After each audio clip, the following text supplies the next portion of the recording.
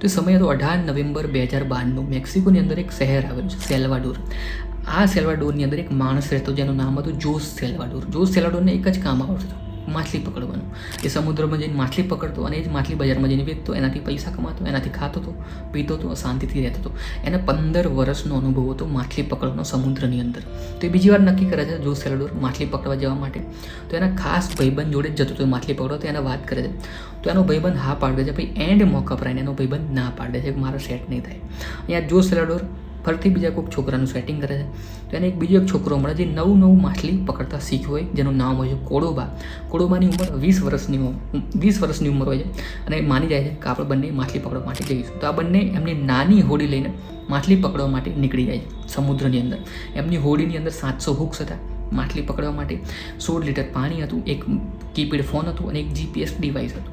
તો આ બધી સામગ્રીને આ લોકો સમુદ્રમાં માછલી પકડવા માટે જતા રહે છે. 2 દિવસ સુધી કન્ટિન્યુઅસ માછલી મારે છે. 500 કિલો માછલી ભેગી કરે છે હોડીની અંદર.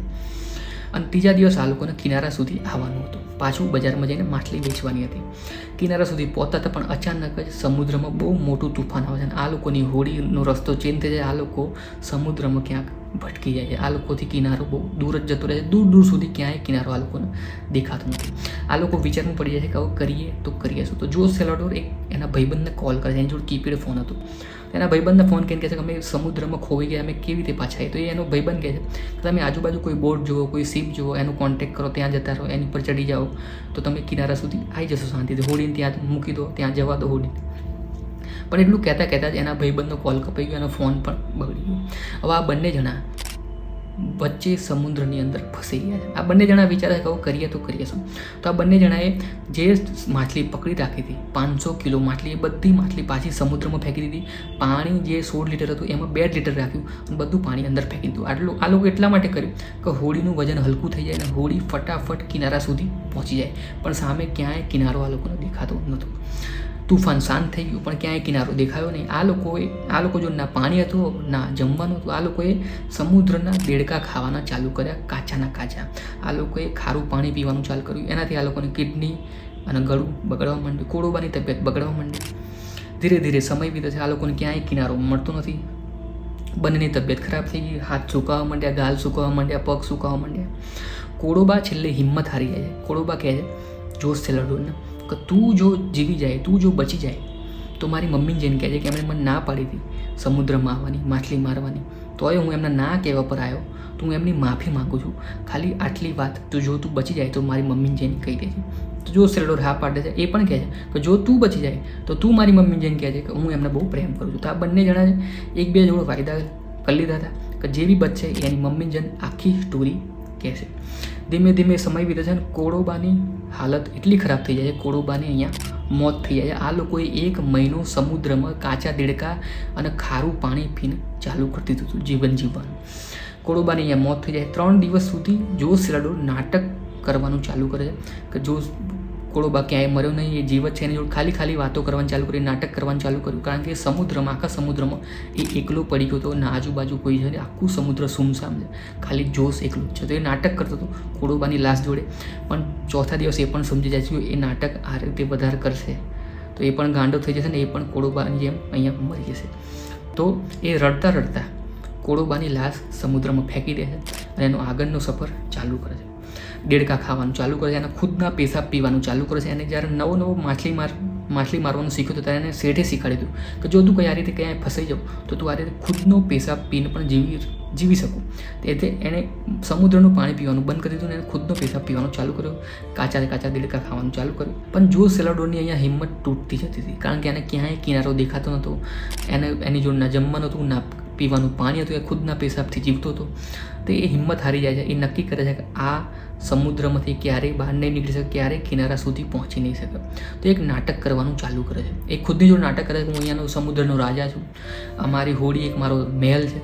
એ રીતે નાટક કરવાનું ચાલુ કરે છે. થોડા દિવસ નાટકો કરે છે, દેડકા ખાય છે, ખારું પાણી પીવે છે, સમય વિતાવે છે, કિનારો જોવે પણ ક્યાંય કિનારો દેખાતો, નકરું પાણી જ દેખાય છે. છેલ્લે એની અંદર હિંમત આવે છે. એ હિંમત બતાવે છે. અચાનક આકાશની અંદર વીજળી ગરજે છે.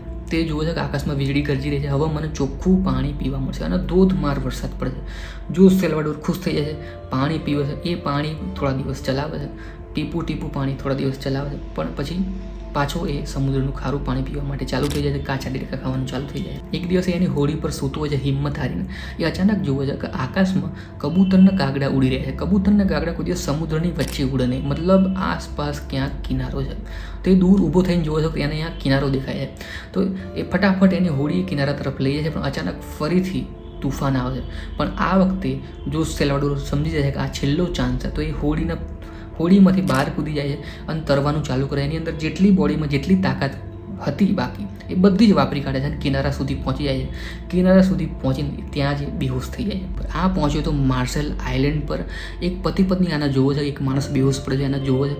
તો એની દાઢી એના વાળ એટલા વધી ગયા હતા. એ જ બંને જોઈને આના જોઈને ડરી જાય છે. તો આણે સફર 14 મહિનાનો સફર કર્યો હતો સમુદ્રની અંદર. એના લીધે એની દાઢી, વાળ, એની અંદર ના કોઈ ચરબી હતી ના કોઈ, બધું જ એનું સુકાઈ ગયું હતું. હાથ પગ બધું, ગાલ બાલ બધું જ સુકાઈ ગયું હતું.